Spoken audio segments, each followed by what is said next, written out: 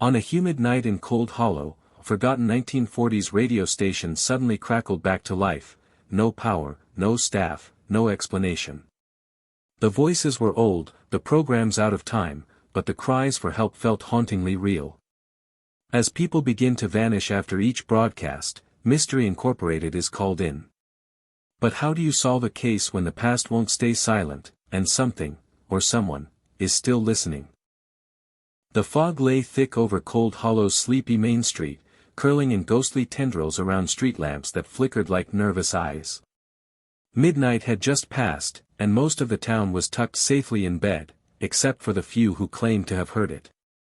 A voice. Crackling, broken by static, speaking from nowhere, and everywhere. It echoed from old radios, car speakers, even baby monitors. The voice of a man who died in 1946. Inside the mystery machine, the gang drove in tense silence. The only sound was the low hum of the van's engine and Scooby's nervous whimpering as he clutched a half-eaten burrito like a security blanket. "This is the weirdest case we've had in a while," Daphne said, glancing at the dark town through the window. "And that's saying something." Fred nodded, his eyes on the road. A radio station that burned down 78 years ago suddenly starts broadcasting again, and every time it does, someone disappears. Zoinks! Shaggy clutched Scooby tighter. Why do the disappearances always have to come after the creepy stuff starts happening? Velma tapped her tablet. "I've already cross-referenced the audio recordings from last night's broadcast. They match voice samples from archival interviews with WCPH radio staff from 1946. It's impossible, but they're authentic." "But ghosts don't usually follow a programming schedule," Fred muttered. "We need to see that station for ourselves." The van turned off the main road, tires crunching on gravel as they approached the ruins of WCPH radio. The building stood like a corpse in the woods, collapsed in some places, blackened with soot, yet eerily intact in others. The old tower loomed above like a skeletal finger pointing at the stars. They stepped out cautiously. An old, on-air, sign flickered to life, casting an unnatural red glow across the threshold. "Jinkies," Velma whispered. "That sign shouldn't even have power." Fred led the way with his flashlight. The lobby smelled of burned wood and mildew. Papers were scattered across the floor, some of them pristine, as if they'd just been printed yesterday. Daphne picked one up.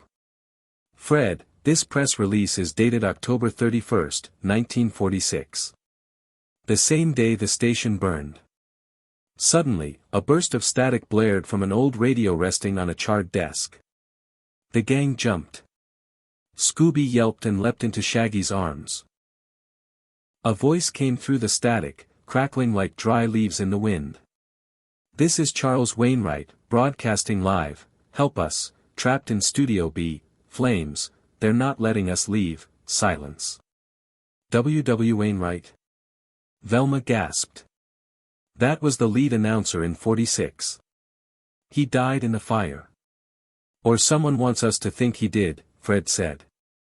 "We need to find Studio B." The gang ventured deeper into the ruins. The hallways were warped by heat damage, some caved in entirely. Oddly, one door stood perfectly intact, freshly painted with the faded words, "Studio B." Daphne tried the handle. Locked. "This door doesn't match the rest of the building."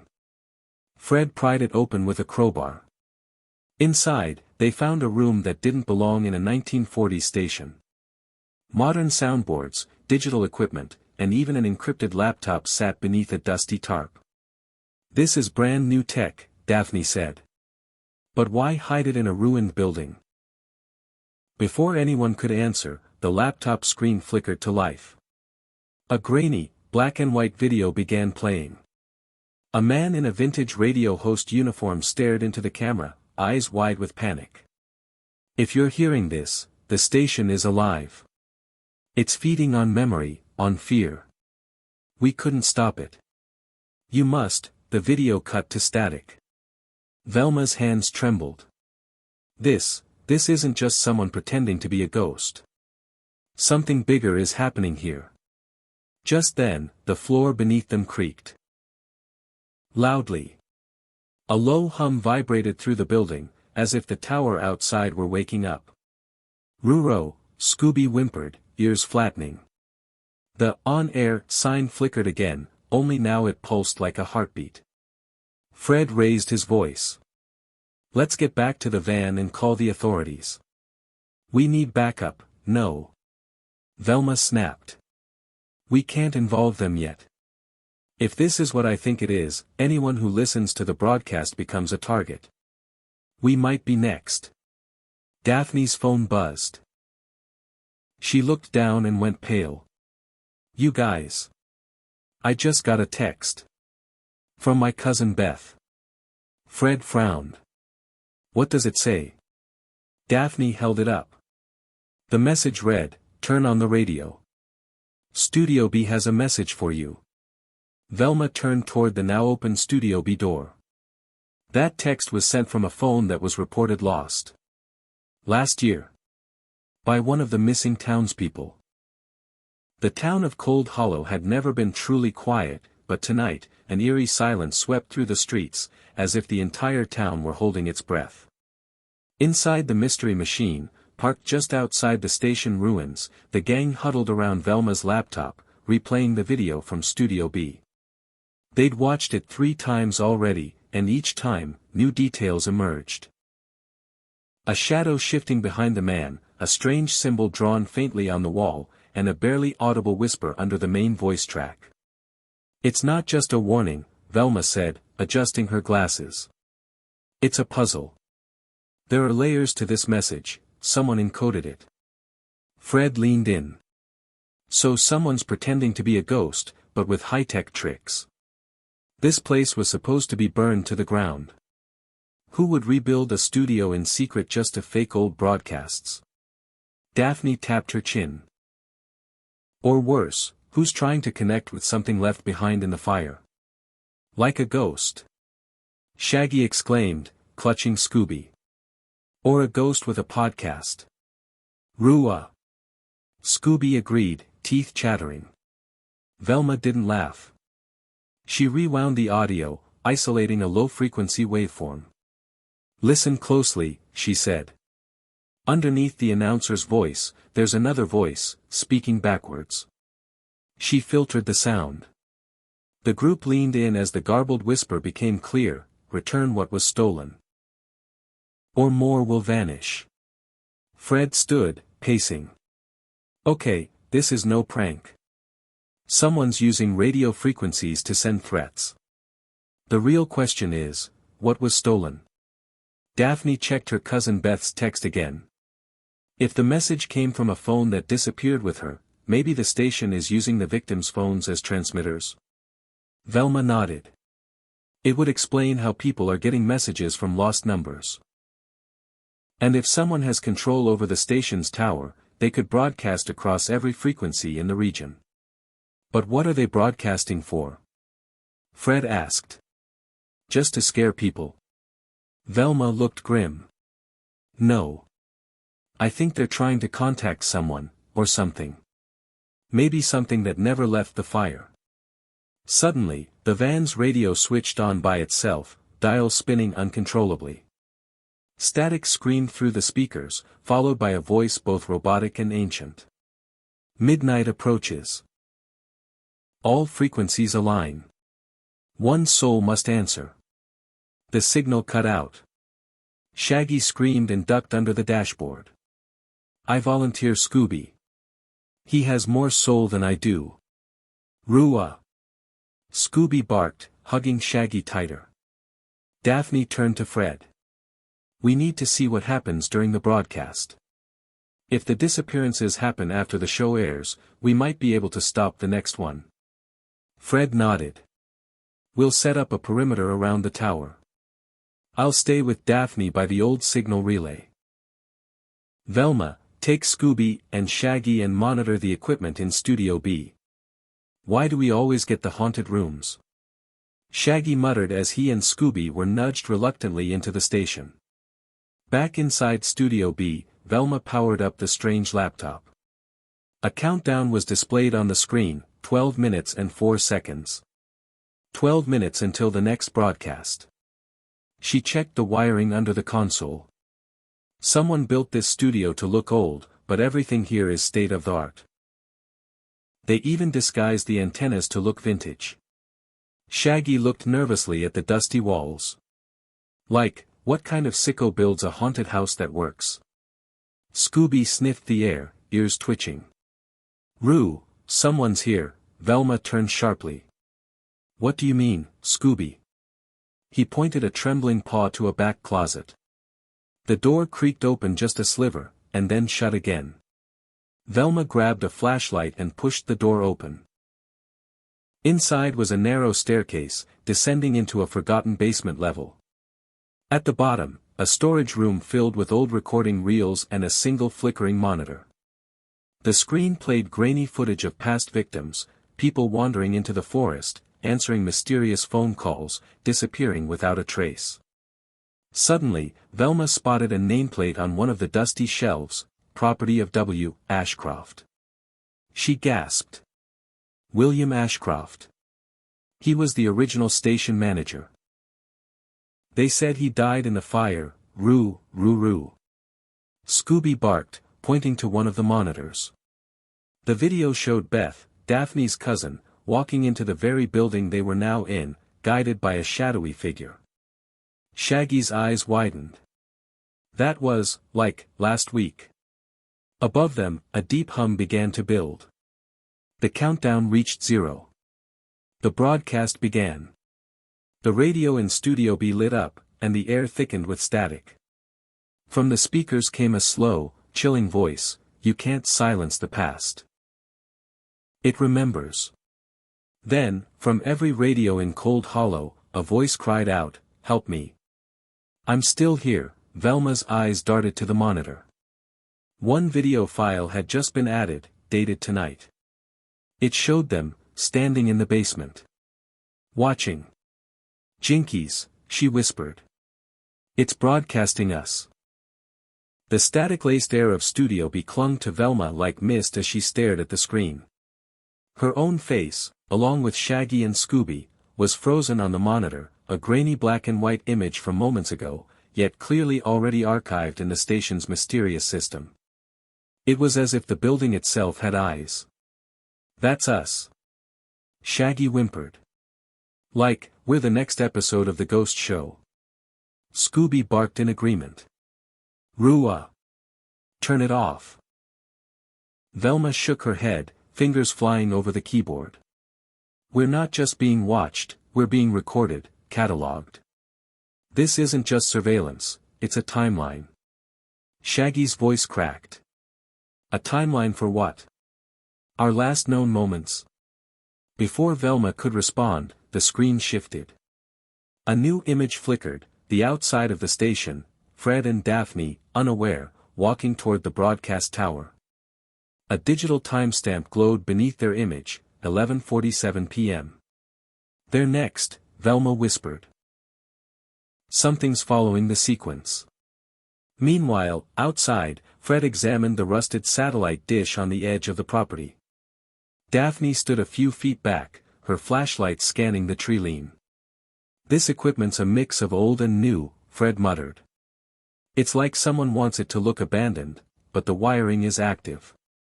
Daphne called out, "Fred, do you hear that?" A soft echo drifted from the forest, faint music, jazz, like from a 1940s ballroom, growing louder as if moving toward them. "It's that same tune," Daphne said. "The one Beth mentioned hearing before she disappeared." Fred narrowed his eyes. "Let's follow it. Carefully." They pushed into the woods, the melody leading them deeper until they reached a clearing lit by moonlight.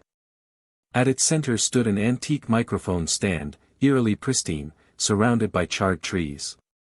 A burnt-out speaker rested on a stump, crackling softly. Fred touched the mic. "This is original station equipment. Why would it be here?" As soon as his fingers made contact, the ground trembled slightly, and the speaker screeched to life, "He never left. He's still waiting. All shows must go on. A gust of cold air blew through, knocking Daphne's flashlight from her hand. In its brief beam, a figure stood at the edge of the clearing, tall, thin, wearing a vintage radio host suit, his face obscured by shadows. Then, in a blink, he vanished. Back inside the station, Velma's laptop pinged. A new audio file had uploaded into the archive, Program 13, the final voice. She opened it. The broadcast began with the same music Fred and Daphne had heard. But then came something chilling, featuring tonight's special guests. Velma Dinkley, Norville Rogers, and SCOOBY-DOO. Velma's eyes widened. They're planning episodes around us. Shaggy shuddered. Like, does that mean we don't make it to the credits?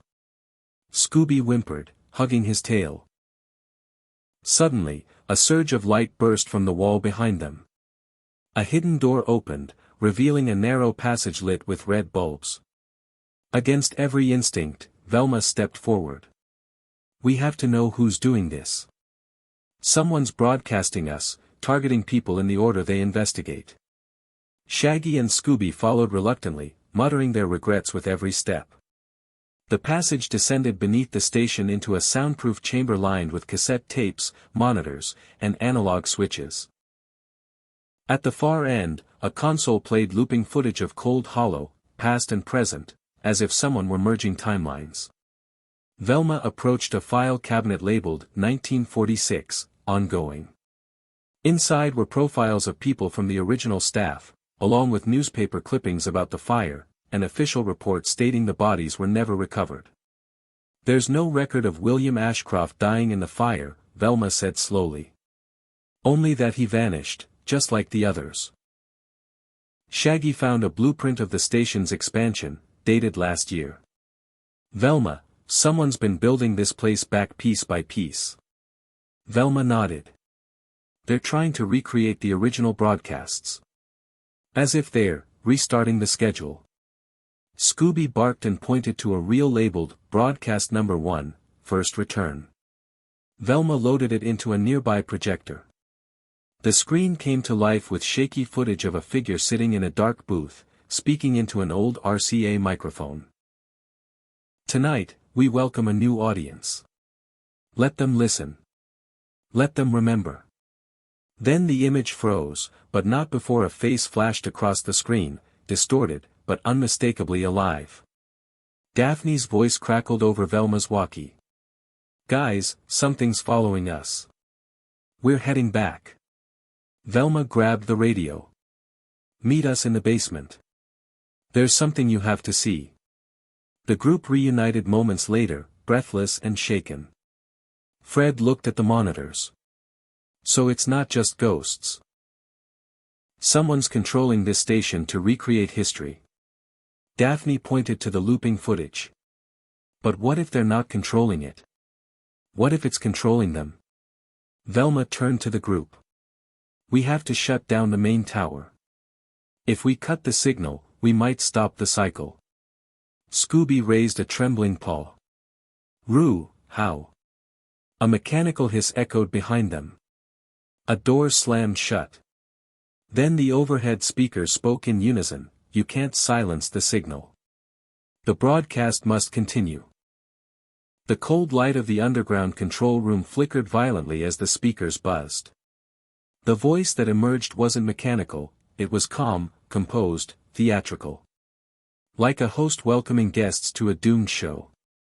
And now, dear listeners, our program continues, with 5 curious visitors who've stumbled into the heart of a forgotten frequency. Fred pounded the sealed metal door. It locked us in, like a vault. Daphne ran her fingers along the walls. No locks, no hinges. Just steel. How did it close? Velma scanned the room.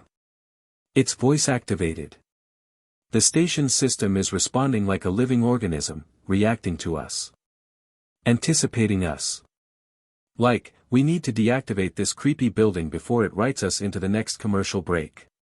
Shaggy stammered, backing into a wall of shelves. Scooby whimpered, clinging to his tail. Rhea! Pull the rug. Velma's eyes landed on a narrow maintenance hatch under the main console, marked Manual Signal Override, 1946. She turned to the gang. That's how they used to cut the broadcast in emergencies. If it's still wired, we might stop the signal. Fred knelt beside her. Then we crawl through. No time to think. One by one, the gang squeezed into the dusty tunnel, its wooden beams groaning with every step. Old wires dangled overhead, some sparking softly. A low hum pulsed in the walls, not mechanical, but rhythmic. Like a heartbeat. Daphne whispered, "Do you hear that?" "It's whispering." From ahead, soft voices murmured in fractured sentences. Not threatening, almost pleading. "Please, end the show, stop the recording." Velma paused. "These aren't just echoes. They're real broadcasts, still trapped in the signal." Shaggy shivered. Are we crawling through a haunted podcast? At the tunnel's end, a hatch led to the signal room, a cathedral-like space filled with humming equipment, glowing dials, and an enormous rotary transmitter spinning at unnatural speed. But what caught their attention was the figure at its center. William Ashcroft. Or what remained of him. His body was thin, ageless, wrapped in a fraying suit and old headset, eyes hollow but alert. His fingers danced over the controls, broadcasting to no one, and everyone. He turned as they entered, his voice calm, reverent. "They told me the fire ended it all. But the signal found me. It remembered." Fred stepped forward. "You survived the fire?" Ashcroft smiled faintly. "I didn't survive. I continued. I am the broadcast now." Daphne gasped. "You're not just transmitting the past, you're trapping people in it." Ashcroft gestured to the spinning transmitter. "This tower is memory. It holds every voice ever recorded here. Every cry for help. Every song cut short. I bring them back. I give them time." Velma narrowed her eyes. "But the disappearances, the recreated broadcasts, that's not memory. That's manipulation." Ashcroft's expression darkened. "They wanted to forget us. Shut us down. Burn us out. I won't let them." Scooby barked. "Ruro." Suddenly, the room pulsed with sound, every speaker in the building roaring to life. Voices, music, screams, laughter, overlapping in a cacophony of decades. The walls trembled as a ghostly figure stepped from the transmitter, a blurry projection of a woman in 1940s radio garb, her eyes wide with sorrow. "He won't let us go. He uses us." Ashcroft's facade broke. "No. You're part of the chorus. Part of the story." Velma realized the truth. He's not preserving the past, he's feeding off it. The station needs voices to stay alive, and it's using him to gather more. Fred shouted over the noise. "We need to overload the system. Shut down the signal at the source." They raced to the breaker panel near the transmitter. Velma opened the old fuse board. "There. If we reverse the grounding sequence and trip the analog feedback loop," Shaggy blinked. "In English? Pull this and this, then run." Velma snapped, flipping two levers. The transmitter screamed. The entire station shook. The ghostly projection let out a breath, and dissolved. Ashcroft staggered, reaching for the controls. "You don't understand, without the signal. I disappear." Daphne caught his gaze. "Let go. Let them go." Ashcroft smiled sadly. "Then let the airwaves go silent." With a final pull, Velma yanked the master circuit breaker. Silence. The lights died. The heartbeat stopped. The station, for the first time in 70 years, was quiet. The gang stumbled back into the main hall, the doors now unlocked. Cold Hollow was dark, the strange glow from the tower gone. In the distance, the sound of police sirens and fire engines echoed, locals finally responding to the surge in signals. Fred looked up. It's over. Velma wasn't so sure. Maybe. But something tells me the signal still lingers. Waiting. Scooby tilted his head. Raggy, you hear that? Shaggy froze. Like jazz music? Far away, faint and fading, the scratch of a record playing once more. The silence that followed the tower's shutdown was not peace, it was a pause. A breath held by something ancient, waiting to speak again. Cold Hollow had returned to darkness, yet the air buzzed faintly, like a song just beyond the threshold of hearing. Inside the mystery machine, parked near the base of the dead radio tower, Velma ran diagnostic scans on a portable receiver while Fred peered through binoculars toward the quiet structure. Still no lights. Still no power, Fred muttered. But why do I feel like we didn't win anything? Velma didn't look up. Because we didn't. I intercepted a final transmission, after the tower shut down. But it wasn't from Ashcroft. Daphne, brushing soot from her coat, joined them. Then from who? Velma turned her screen. A spectrogram glowed faint blue. It's a layered signal, not a recording, not analog. This voice is post-signal. Something transmitting without tech, using remnants of the tower's frequency. Shaggy gulped from behind them. Like a ghost on Wi-Fi. Scooby whimpered, ears drooping. Rhea, digital demon, Velma zoomed in. The voice keeps repeating one name, Eloise. Fred frowned. Wasn't that the name of the singer who disappeared during the 1946 fire? Velma nodded. The most famous voice the station ever aired. And the only one who vanished without a trace. Daphne's gaze hardened. Then maybe she's the key.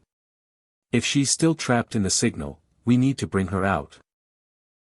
But how do you talk to a ghost who doesn't want to be heard? Fred asked. Velma hesitated. We broadcast. The gang returned to the now powerless station, entering through the back maintenance door.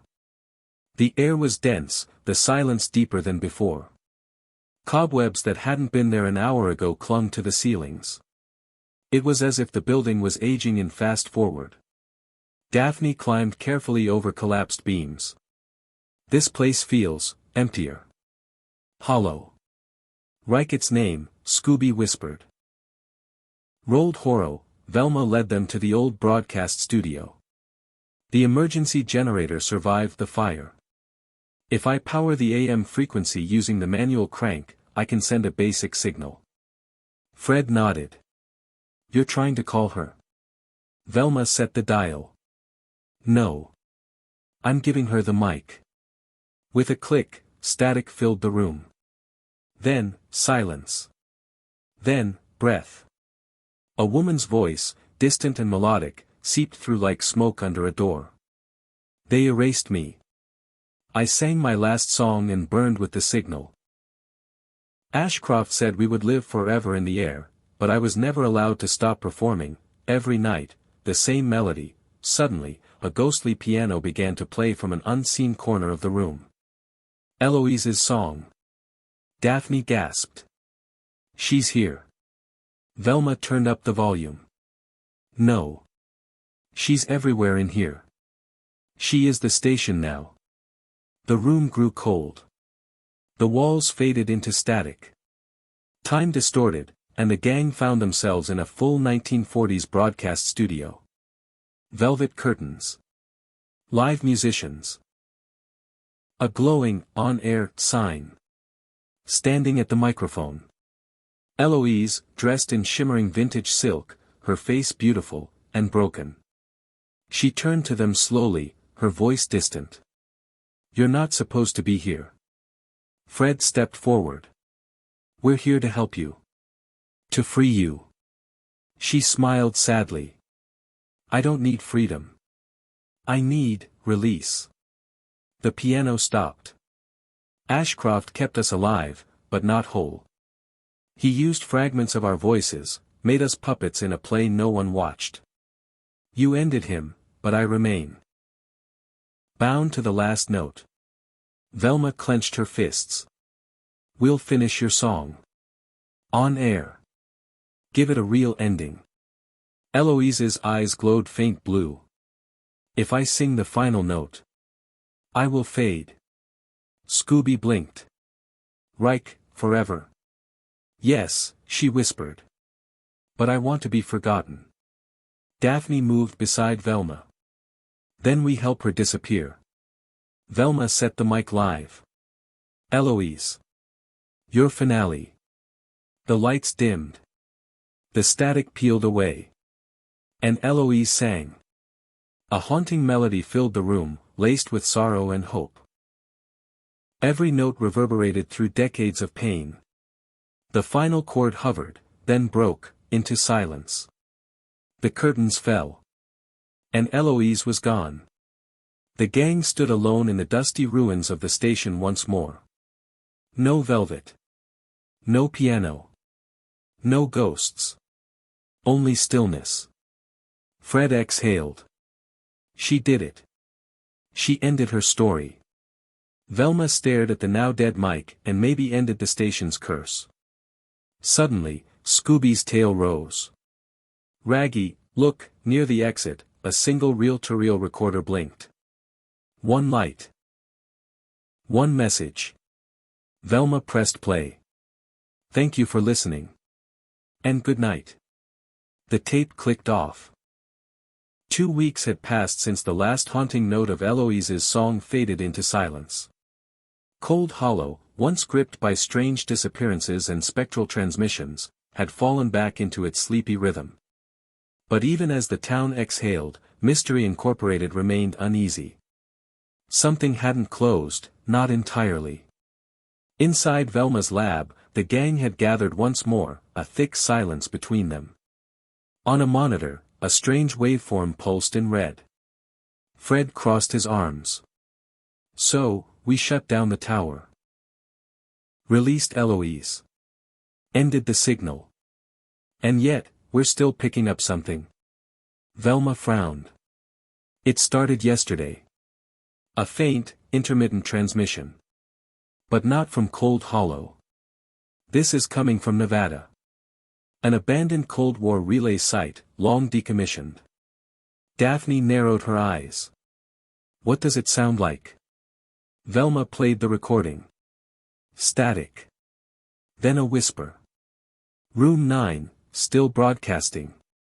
Still here, Fred leaned forward. Room 9. Wasn't that the private studio Ashcroft built for experimental tests? Velma nodded. He used it to isolate broadcasts. Only certain radios could receive the signal. Shaggy shivered. Like, why can't ghost stories ever stay in one town? Ruro, Scooby added, already ducking behind a chair. The team hit the road by nightfall. The Nevada desert stretched endless beneath a low crimson sky. The old relay site loomed like a dead god, its massive satellite dish frozen mid-rotation. The buildings were skeletal. Dust devoured. Lifeless, yet humming, faintly, with unseen energy. This place shouldn't even have power, Fred said as they stepped into the outer hallway, their flashlights cutting through clouds of stale air. Then what's keeping it alive? Daphne whispered. They found room 9 deep in the compound, a soundproof chamber surrounded by steel, its walls lined with strange dials and analog equipment decades out of date. A radio console blinked softly in the dark. Velma, tell me you're recording this, Fred muttered. She nodded, already unpacking gear. Then the speaker came alive. Welcome back, listeners. The voice wasn't Eloise. It was Ashcroft. But, we destroyed his broadcast copy, Daphne gasped. Velma's fingers flew over her keyboard. This isn't a playback. It's live. But impossible. He's gone. Fred gritted his teeth. Unless someone's continuing his work. Suddenly, the door slammed shut. Lights turned red. The equipment powered on. Signal resonance active. Preparing for transfer. Shaggy shrieked. Transfer what? Not me, right? The speakers crackled again. Ashcroft's voice echoed with strange distortion. You freed Eloise, yes. But you never asked what she freed in return. Velma's face paled. She wasn't just trapped, she was containing something. The air inside room 9 thickened, as if time itself was folding. The console screen lit up with a single phrase, receiver located. A high-pitched tone pierced the air, and Scooby leapt, knocking over the emergency breaker. Everything went black. Silence. Then, the ceiling flickered like static. And from it, a figure emerged, translucent, wearing a warped version of Ashcroft's 1940s suit.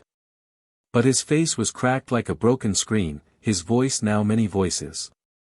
You hear me now. Because I am in all the forgotten frequencies. Fred stepped forward, resolute. You're not Ashcroft. You're something wearing him. The creature hissed.